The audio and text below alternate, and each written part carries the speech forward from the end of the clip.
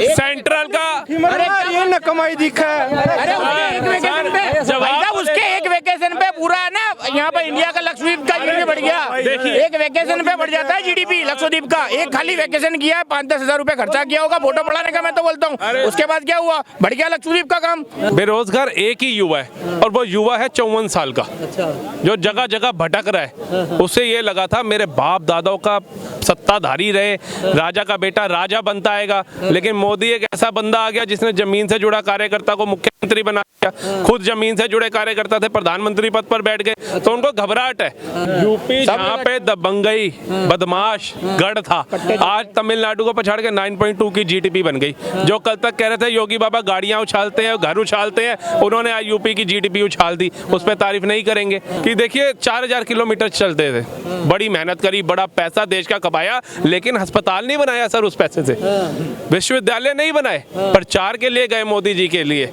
और 3 राज्य मोदी जी को दे दिए। अब दोबारा प्रचार पे लगे, कह रहे साउथ में आपकी सीटें कम आती थी, मोदी जी आप हिंदुओं को, सनातन को बढ़ाओ, देश विदेश को विश्व गुरु की ओर ले जाओ, मैं उधर भी आपकी सीटें इकट्ठी करवा रहा हूँ। निकल पड़े न्याय यात्रा के लिए।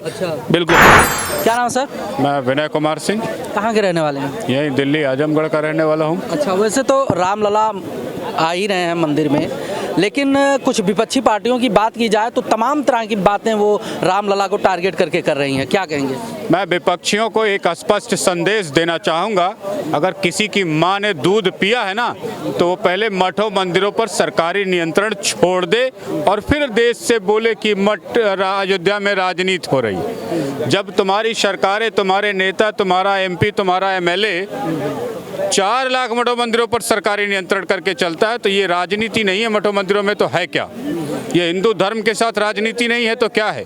ये हिंदू सनातन संस्कृति के साथ राजनीति नहीं है तो क्या है? इसलिए तमाम विपक्षियों, उनके प्रवक्ताओं, उनके अध्यक्षों को कहूँगा कि अगर अपनी माँ का दूध पिया है आप लोगों ने, तो मठों मंदिरों को, तीर्थों को, ज्योतिर्लिंगों को सरकारी नियंत्रण से मुक्त कर दो। फिर उसके बाद बोलो बेटा कि मंदिर में, अयोध्या में राजनीति हो रही है, हम मानेंगे। लेकिन जब पूरे देश के 4 लाख मठों मंदिरों पर तुम घुसे पड़े हो, तुम्हारा एमपी, एमएलए, पार्षद, विधायक, सांसद घुसा पड़ा है, तो ऐसी कौन सी राजनीति बची है जो अयोध्या में नहीं होगी या नहीं करनी चाहिए? राजनीति की बात करें तो विपक्ष कहता है कि इस बार का जो चुनाव है बीजेपी नहीं लड़ेगी, मोदी जी नहीं लड़ेंगे, रामलला लड़ने वाले हैं। जब धर्म का कार्य बीजेपी और तमाम आरएसएस के कार्यकर्ताओं ने अपने हाथ में ले लिया है, तो रामलला ही सबका कल्याण करेंगे। इस जगत का कल्याण करने वाले, खास करके हिंदू समाज का कल्याण करने वाले तो राम ही हैं। भारतीय जनता पार्टी का कोई नेता जीता हो, विधायक जीता हो, पार्षद हो, सब कहते हैं कि राम के आशीर्वाद से ये चुनाव हमने जीता। अच्छा। और जिन्होंने अन्य के पैसे के दम पे जीता हो चुनाव, देश को लूट करके जीता हो चुनाव, वो अपना जश्न अपने तरीके से मनाएं। हम तो राममय हैं, राम की संस्कृति हमारी है, और भगवान नहीं भी राम है तो राम तो हमारे पूर्वजों में है। उनकी मंदिर की स्थापना हो, उनके घर की स्थापना हो, उनके संस्कारों की स्थापना हो, हमारे लिए चारों वेदों का ज्ञान हमें उसी समय प्राप्त हो जाता है जब हम राम के चरण को छू करके, उनके आदर्शों को प्रणाम करके अपने जीवन को आत्मसात कर लेते हैं। तो इसलिए कि कोई नेता किसी भी विपक्ष पार्टी का हो, कह रहा हो कि बीजेपी राम के साथ राजनीति कर रही, चुनाव लड़ रही है, अरे हमने बीजेपी राम को अपने जीवन में, शरीर में ही घुसा लिया है। अब राम ही में हम हैं और ये पूरा हिंदू समाज है, इसलिए चुनाव भी वही लड़ेंगे और चुनाव जिताएंगे भी वही, देश को बनाएंगे भी वही, देश का प्रधानमंत्री भी राम ही चुनेंगे।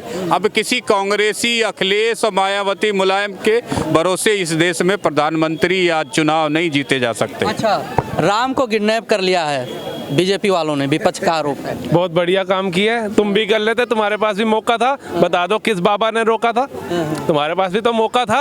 अब कृष्ण जी नाराज बैठे हुए हैं, कान्हा जी हमारे, वो कह रहे रामलला को तो दिलवा दिया, मैं रह गया, मथुरा दिलवा दो जा करके, पाप धो लो अपने, गंगा जाने की जरूरत ही नहीं पड़ेगी। अच्छा। हम तो इतने खुश हैं सर, अब तो अपने इलाके में 5100 दिए जला रहे हैं और अपने पास के क्षेत्र में 51,000 दिए जला रहे हैं 22 तारीख को।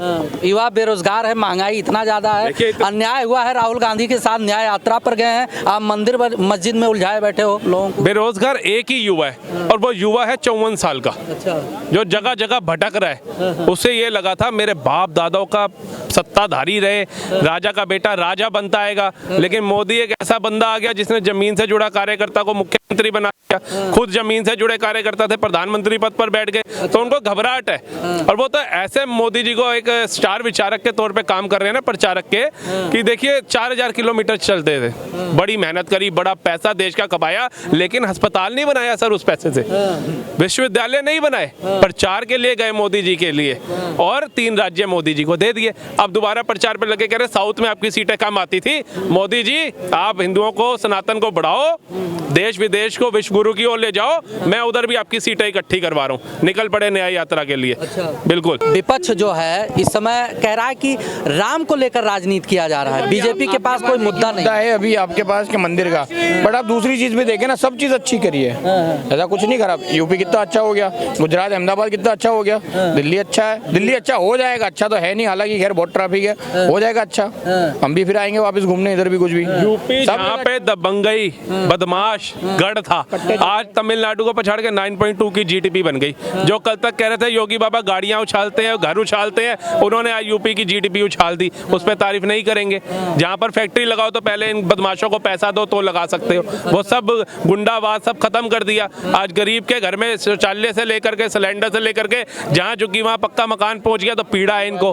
आज मतलब जितनी भी इन्वेस्टमेंट वहाँ पर हो रही है, आज सड़कों के निर्माण हो रहे हैं, उससे इनको दिक्कत है। आज नए 5 एक्सप्रेसवे हमें और मिलने वाले हैं, दिल्ली बेंगलुरु, दिल्ली अमृतसर और कटरा एक्सप्रेसवे मिलने वाला है, दिल्ली मुंबई एक्सप्रेसवे मिलने वाला है हमारे को, और चेन्नई बेंगलुरु एक्सप्रेसवे मिलने वाला है हमारे को, तो दिल्ली देहरादून एक्सप्रेसवे मिलने वाला है हमारे को। तो ये जो सौगातें हमें मिल रही है, तो तुम ये देखो ना, 73 साल का एक इंसान है और तुम सब एक चोर इकट्ठे हो, वो अकेला भारत को विश्व गुरु भी ले जा रहा है। तुम्हारे पूरे 70 साल 65 साल के कार्यकाल में किसी की हिम्मत नहीं थी कि विश्व गुरु अमेरिका को अपने कदमों में झुका दे, ऑस्ट्रेलिया को झुका दे, चीन को झुका दे, पाकिस्तान को नीचे दबा दे।